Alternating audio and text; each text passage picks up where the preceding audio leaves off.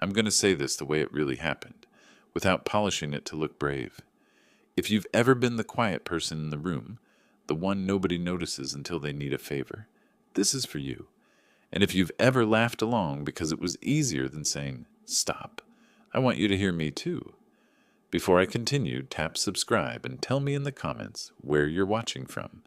It helps more people find stories like this. I've been at the company 7 years, long enough to know which elevator stalls between floors, which coffee machine doesn't burn the pot, and which jokes the leadership thinks are harmless. My badge photo still shows me with a fuller head of hair and bigger optimism. I'm an operations analyst, one of those jobs everyone relies on but doesn't really understand. I keep shipments moving, contracts synced, reconciliations clean.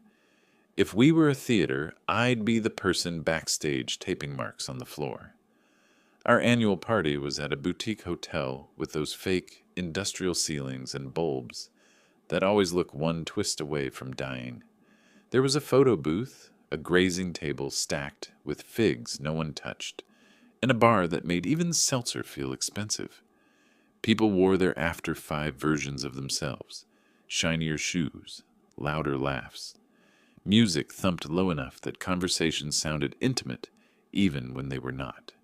I came straight from the office, changed in the restroom, smoothed the same navy shirt I wear to every nice thing, and walked out, repeating the sentence people use when they feel out of place.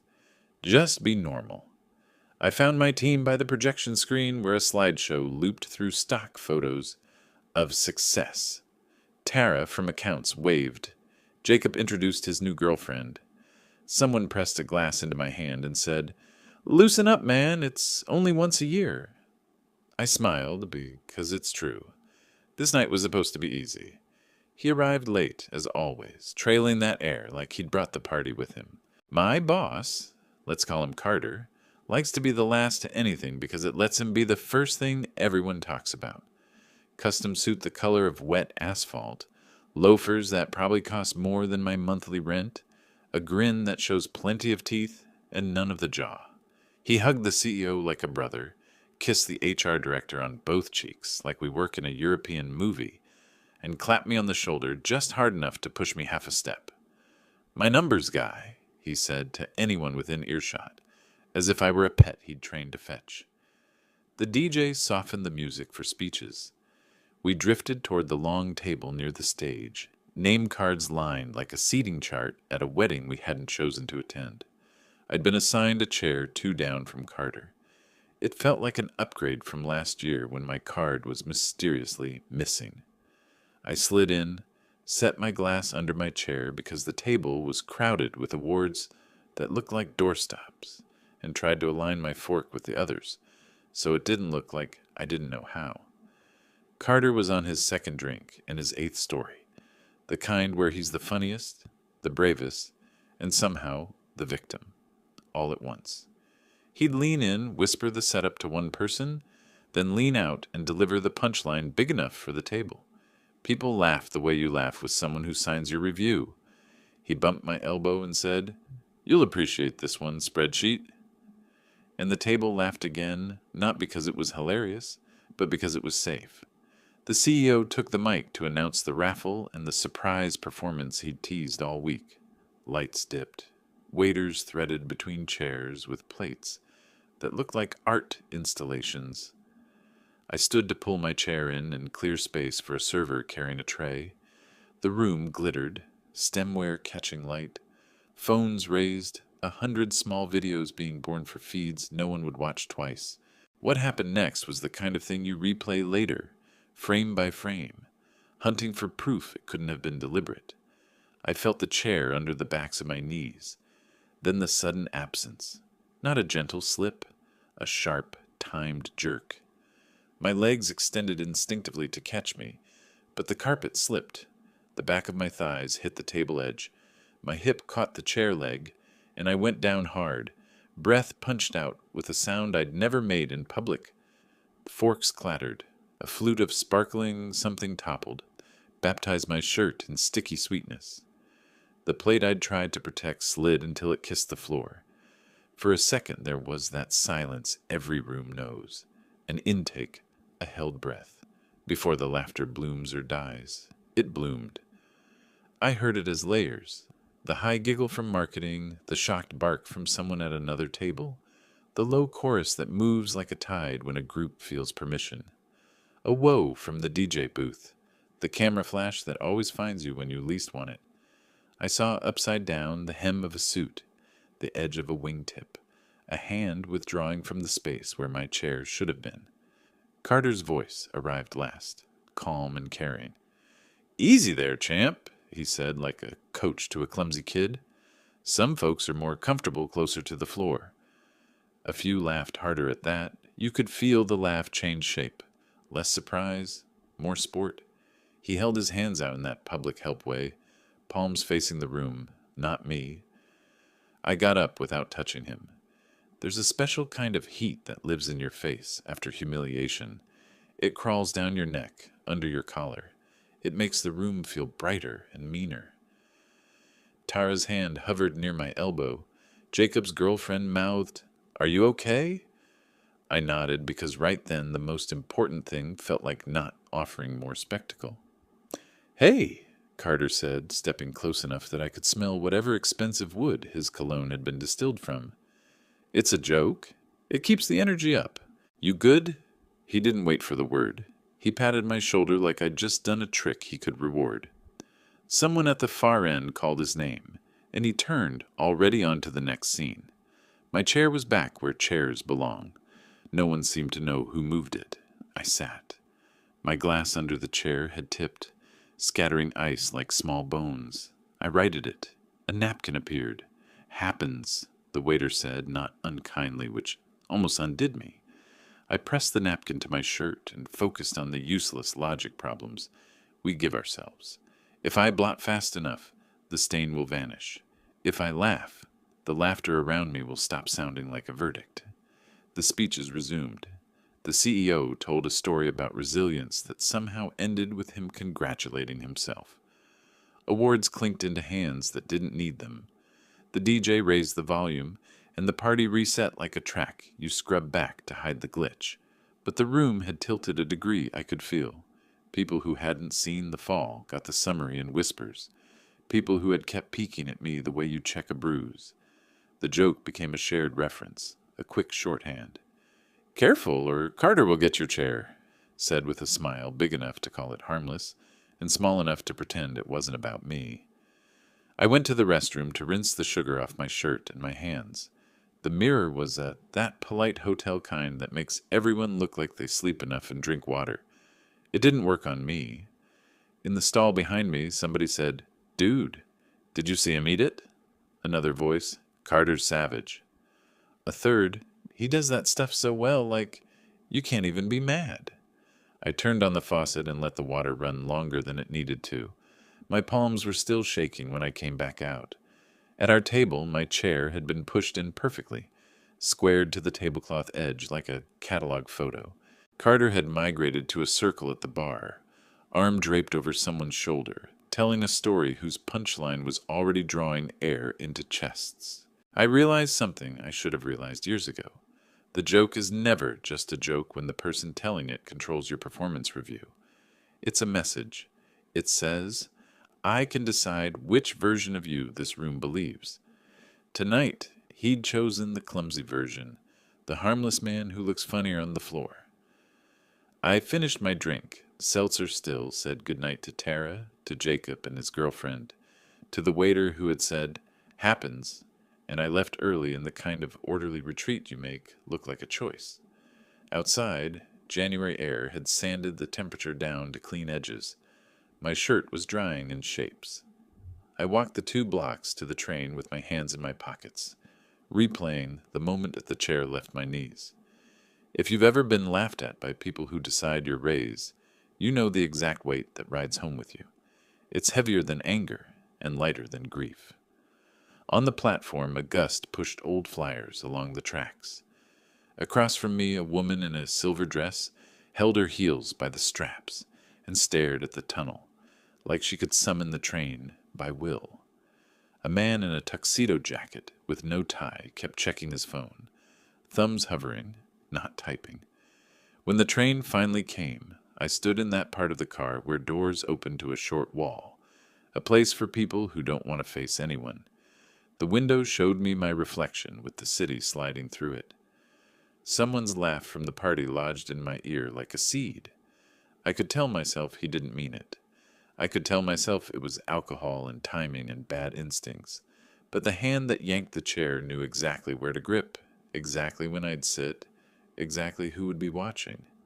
Standing in that swaying rectangle of fluorescent light, I knew I wasn't going to let the version of me that hit the floor be the version that stayed there.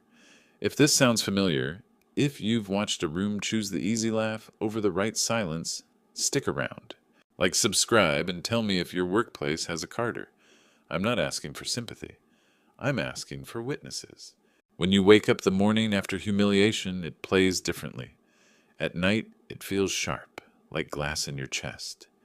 In the morning, it spreads, duller, heavier, like someone slipped bricks into your pockets while you slept. I sat at my kitchen table, shirt from last night still drying over a chair, phone buzzing with messages that looked like sympathy but smelled like gossip. Rough night, man. Hope you're okay. LOL Carter got you good. Classic. I'd sue him, honestly. I didn't answer. Because what could I say? That it hurt? Everyone already knew it hurt. That was the punchline.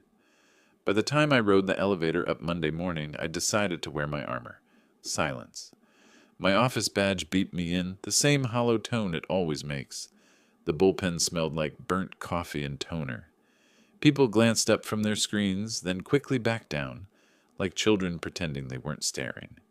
Tara gave me a small, careful smile. Jacob tapped the side of his mug like he was about to say something, then didn't. Carter was already in his glass-walled office, leaning back in his chair, telling a story loud enough to make the walls vibrate. I caught the word chair twice before I dropped my bag and opened my laptop. That week taught me a lesson I didn't want. Humiliation travels faster than emails. In meetings, when I shifted in my seat, someone chuckled. At lunch, when chairs scraped the floor, someone said, "Careful," and the table laughed. It wasn't cruel every time. Sometimes it was playful. Just messing around. But the thing about a wound is, it doesn't care if the knife is serious. I kept my head down, finished my spreadsheets, triple-checked reconciliations, but every time Carter passed my desk, he had a line loaded. Got enough support under you? Don't fall asleep. Might fall down too. Always with a grin, always with an audience. One afternoon, while he held court near the coffee machine, he told the story outright. And there he goes. Boom! Right to the carpet. Like gravity had a personal vendetta. The group laughed. He looked over at me through the glass, not even pretending it was private. "Hey, you're a good sport, right?" That's when I saw it. The pattern. It wasn't about me. It was his way of ruling. He'd done it before. I remembered last year when he'd mocked Denise from HR for mispronouncing a word in her presentation, repeating it until the whole room was saying it wrong too. Or the time he called Marcus from IT ghost for disappearing during outages. Marcus quit 2 months later. Carter's power wasn't just in numbers on a chart. It was in how he set the tone. He decided who was respected, who was dismissed.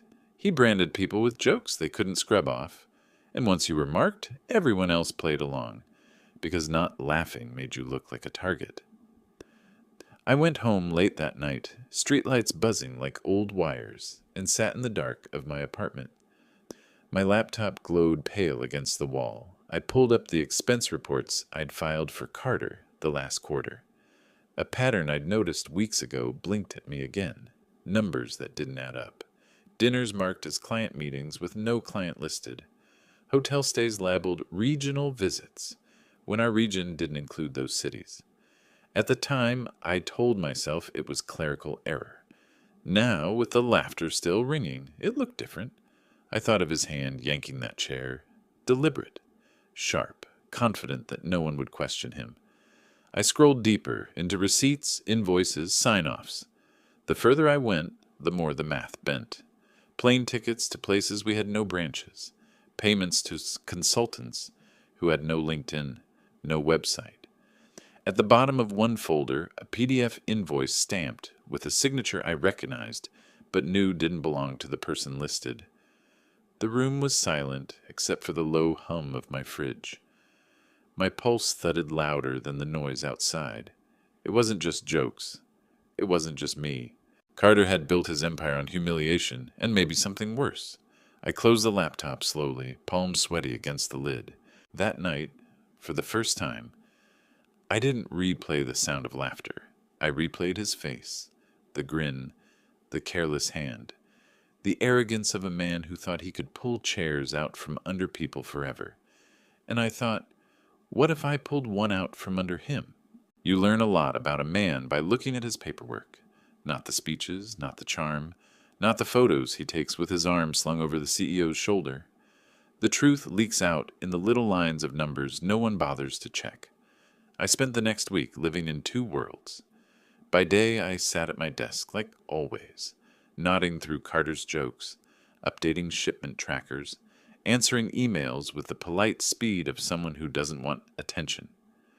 By night, I became something else. My apartment turned into a crime board, receipts printed, expenses highlighted, sticky notes marking names and dates. My dining table disappeared under folders I borrowed from the office to double-check quarterly reconciliations. Sleep came in fragments. I'd shut my eyes and see columns of numbers floating against the dark. $1,870 for client entertainment in Chicago, a city we don't operate in. $4,500 for hotel and meals. The same weekend, Carter claimed to be leading a staff workshop in Dallas. The invoices looked professional enough, but the signatures were too perfect, copied and pasted like someone had learned forgery from a template. I started asking quiet questions, the kind you slip into casual conversation so people don't realize they're answering. Tara remembered signing off on catering for a training event that never happened.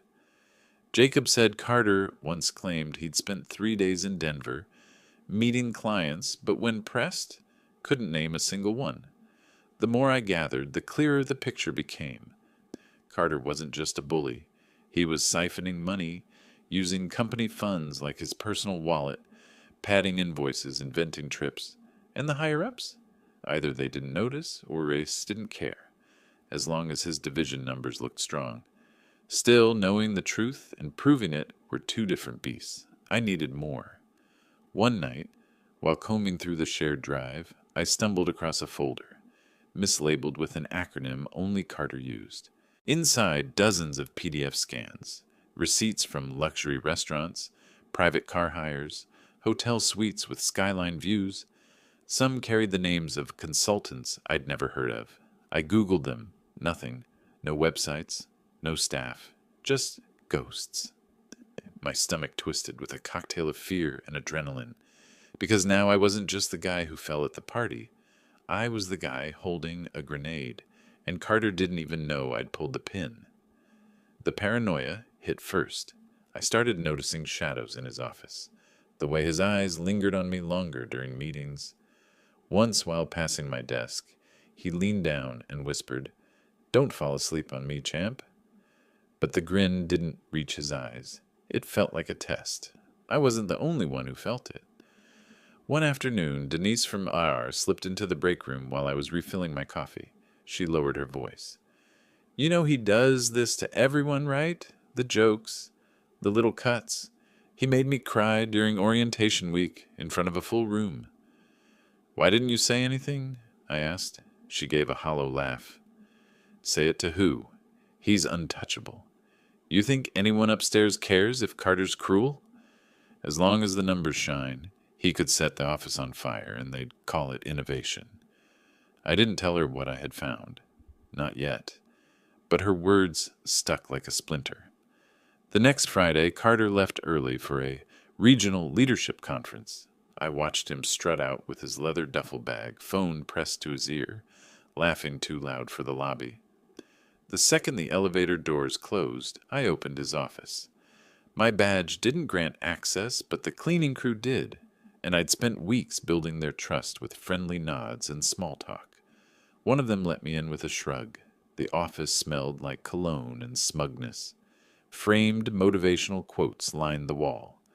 Winners never quit. Disruption breeds success. On his desk, a decanter of whiskey, half empty, and a drawer locked with a cheap key mechanism. 2 minutes with a paperclip, and it clicked open. Inside, more receipts. Boarding passes. A black notebook filled with names and dates in Carter's looping scrawl. Some entries had check marks, others stars. At the bottom of one page, my name. No star, no check. Just my name. My throat tightened. He'd marked me. I snapped photos with my phone, heart racing. Every sound in the hallway felt like a gun cocking. When the cleaning cart squeaked past, I nearly dropped the notebook. By the time I locked the drawer and slipped out, my shirt clung with sweat. That night, staring at the photos, I felt two truths collide. I finally had enough to bury him. And if he ever learned I was the one digging, he'd bury me first. So I made a choice. I wasn't going to keep this quiet. Not anymore. The first time Carter hinted that he knew something, it felt like a cold draft under a locked door. It was Tuesday, 2 weeks after I'd photographed his notebook. We were in a staff meeting, half the team hunched over laptops, half pretending to take notes. Carter prowled at the front, sleeves rolled, tossing out motivational one-liners like grenades. Then his eyes landed on me. Some people here, he said, pacing, need to remember loyalty matters. Numbers matter.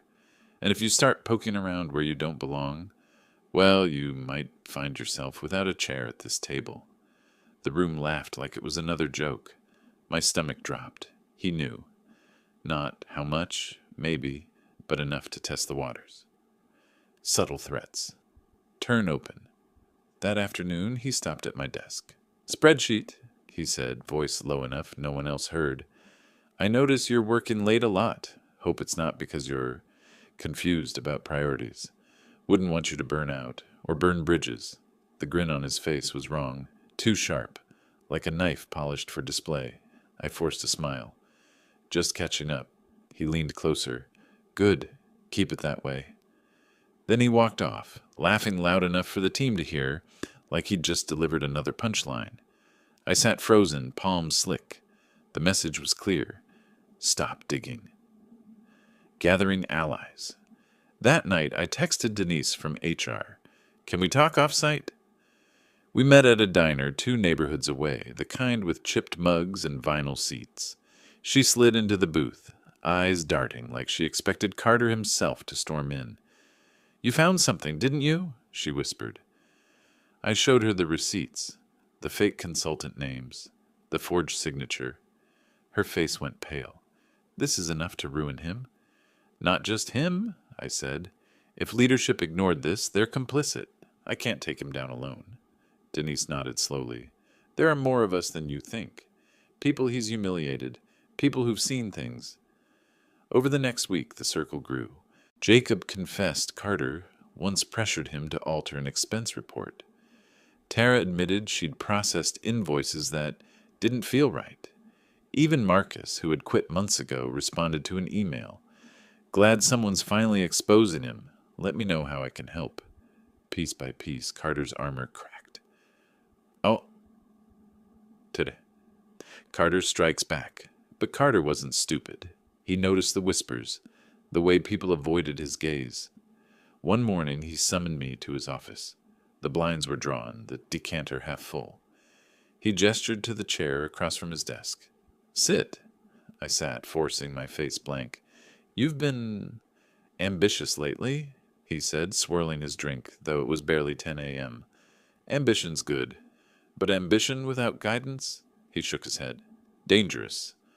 I'd hate for a loyal employee to misstep, end up unemployed. He slid a folder across the desk. Inside, a draft of a performance review. My name at the top. Below, phrases like poor attitude, difficulty working in a team, lack of discretion. This is what I send upstairs if I decide you're not worth the trouble, Carter said softly. 1 email, and you're done. Out. You understand? I looked up. His grin was gone, just cold eyes daring me to flinch. I closed the folder, slid it back. I understand. But inside, something shifted. Fear turned into resolve. If he wanted a war, I was done pretending it wasn't one. Choice made. That night, I spread every document across my apartment floor. Receipts, invoices, photos of his notebook, testimonies from colleagues. The evidence wasn't just damning, it was overwhelming. And as I stared at it, I realized something. Carter thought he had me cornered, but all he'd done was push me into a place where the only way out was through him. The chair he yanked at that party wasn't just a joke. It was a line in the sand, and I was done being the man on the floor. I stopped counting nights somewhere around the third week. Time had turned into a pulse. Coffee, files, furtive chats, backdoor printer runs, then the same loop again. My apartment looked like a forensic lab that had lost its head. Receipts taped to the wall, color-coded sticky notes, a map of dates with red string like some low-budget detective drama. I'd always thought of myself as cautious. Now I realized cautious is just slow courage. I had to move faster. The evidence was clean enough on paper to make a case in any normal place. Invoices for dinners that never happened, duplicate hotel folios with different names, wire transfers to a shell company that existed only on a registrar in a different state. But what would make the difference?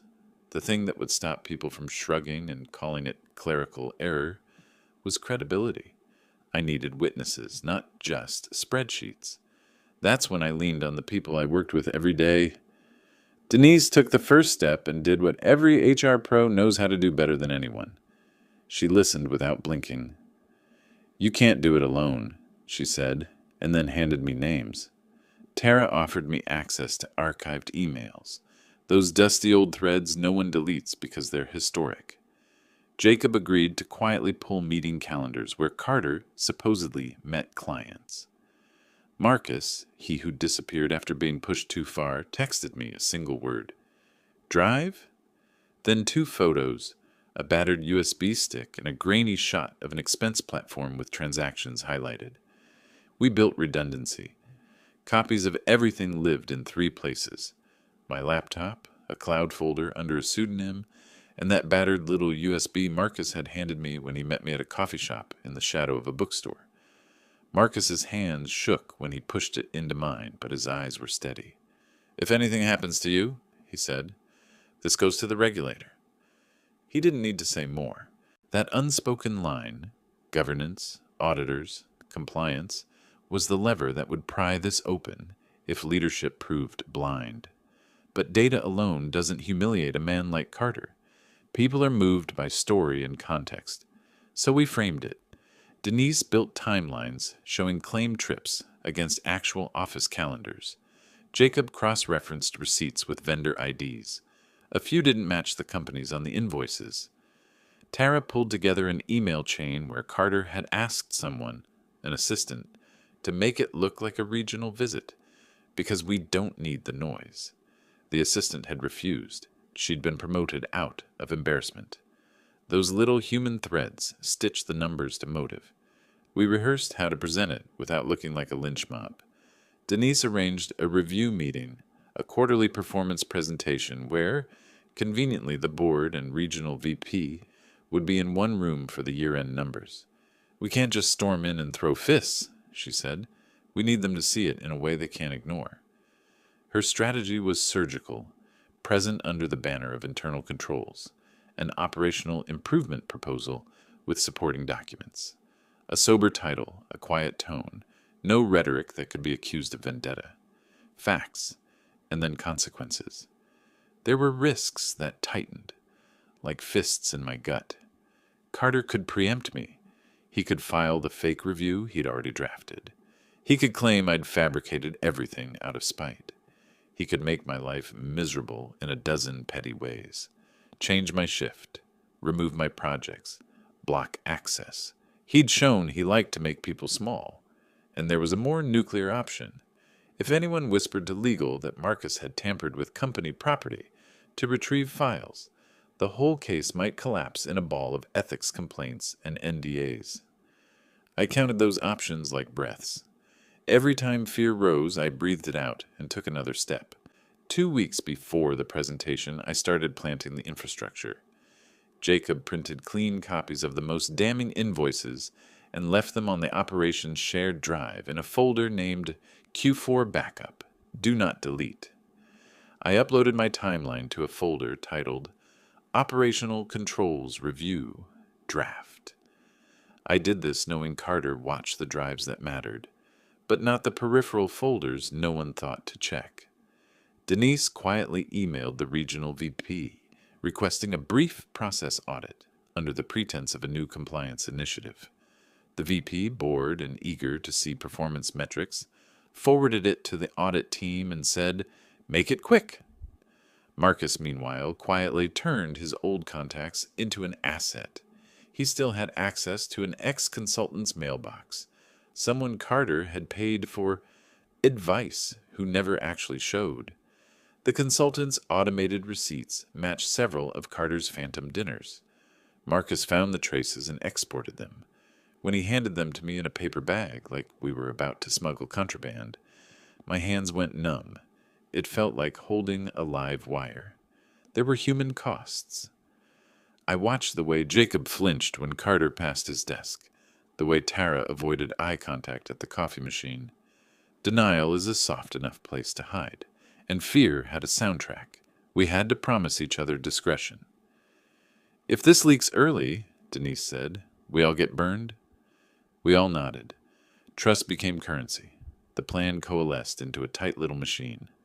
On presentation day, I would have 5 minutes during the operations review to summarize an identified risk and propose a governance fix. What I wouldn't say publicly was the rest.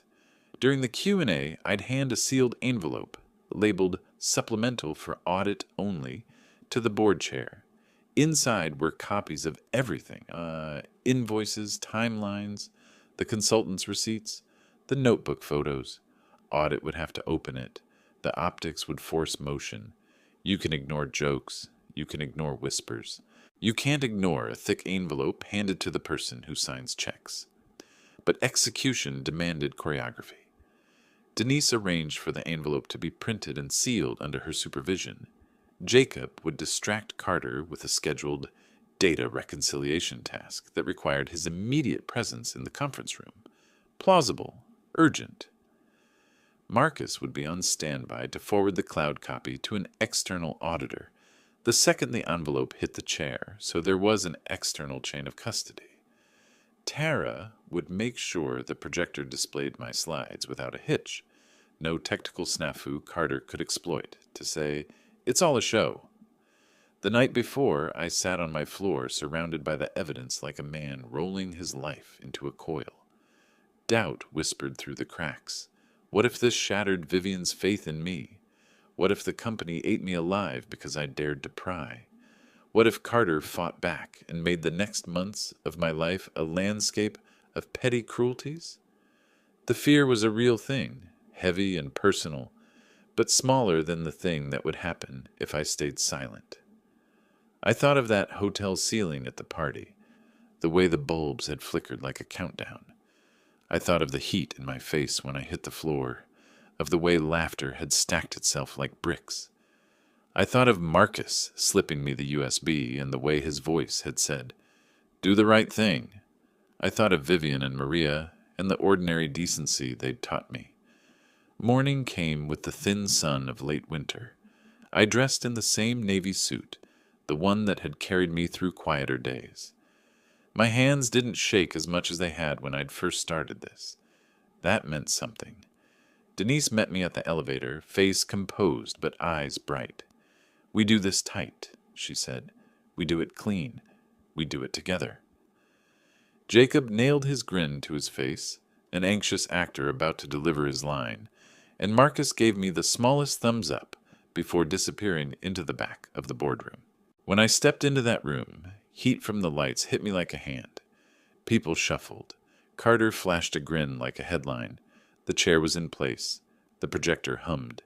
My slides were neutral, professional. I felt the whole thing like an intake of breath before a plunge. Operational risk and proposed controls, I said. I began with the mild facts, the numbers that anyone could verify. I spoke plainly without flourish. The room listened. 5 minutes in, I felt the moment approach, the hinge where data becomes decision. I clicked to the last slide, then, as planned, I stood, walked to the chair of the board, and, with hands that were steady now, set the envelope down. Silence did something in that room. It widened, heads turned. Carter's jaw tightened, subtle, almost invisible. The envelope was small, but heavy. Denise sat back like a general, blessed by her own gamble. Marcus's hand found my shoulder, brief and firm. "This is supplemental," I said, and for the first time that I can remember, I spoke not as the man who kept things moving, but as the man who would not be moved anymore. "For audit review." The words landed and the room folded around them. If you've ever stood where I stood, you know the taste of it. Cold, metallic, like the air before a storm. We were not saviors. We were just a group of people who decided we'd had enough. What happened next changed everything. The boardroom had that strange silence you only hear when money is on the line. Papers rustled, someone cleared their throat, but nobody dared laugh. Not the way they had at the company party. The envelope sat in front of the chair like a lit fuse. Carter tried to snuff it out before it burned. "Ladies and gentlemen," he said, voice smooth as poured bourbon, "let's not get lost in technicalities. We've got record profits this quarter. My team's performance speaks for itself. No need to drown in paperwork." But the board chair, stone-faced, deliberate, slid a finger under the seal and pulled the flap open. The sound of tearing paper echoed louder than Carter's polished voice. Inside, receipts, forged invoices, Marcus's consultant emails, Denise's timeline, Jacob's reconciliations. Piece by piece, the room bent toward truth. "Explain this," the chair said, holding up a page. Carter's grin cracked. That's a clerical error. My assistant must have..." "Your assistant resigned last year?" Denise said, calm but cutting. Eyes snapped to her, then to me, then back to Carter. His face reddened, his confidence dripping away like a leaking faucet. The regional VP leaned forward. "Why do these receipts list clients who don't exist? Why do you have duplicate expenses for the same dates?" Carter sputtered. "I can clear this up. Just a misunderstanding. A joke, really. You all know me. I like a good joke." And that's when I spoke. Steady, clear. "Yeah, we know. Like pulling out someone's chair in front of the entire company. Except this time, it's not just one person hitting the floor. It's the whole organization." The words landed heavy. A few people exhaled. Quick, sharp, like they'd been holding their breath since the party. The chair tapped the papers into a neat stack. "Mr. Carter, until further notice, you are suspended, effective immediately, pending full investigation." Carter lurched to his feet. "This is absurd. You can't." Security was already at the door. The same people who had once laughed the loudest now stared at their notepads. Not one voice rose to defend him. As he stormed out, he caught my eye. For the first time since I'd known him, there was no grin, no joke, just the pale look of a man realizing the floor had vanished beneath him. Aftermath. Word spread faster than the laughter ever had. Employees whispered in hallways, not about my fall, but about his. Jacob told me people had started calling the incident the chair flip. Not the one at the party, but the one in the boardroom. Denise shook my hand like a partner in victory. "You didn't just stand up," she said. "You stood for everyone." Even Tara, who'd once winced at Carter's jokes, walked up with a smile. "Feels lighter in here, doesn't it? Marcus sent me one last message. Told you. Right thing." That night, I walked home past the same hotel where it all started.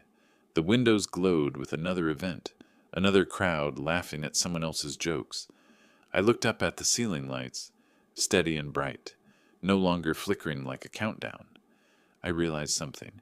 Humiliation doesn't define you. What defines you is what you do after you stand up. If you've ever had a boss who thought they could get away with everything, drop your story in the comments. And if you're glad Carter finally got what he deserved, hit like, hit subscribe, and share this video. Because sometimes the only way to pull your own chair back is to pull theirs out first.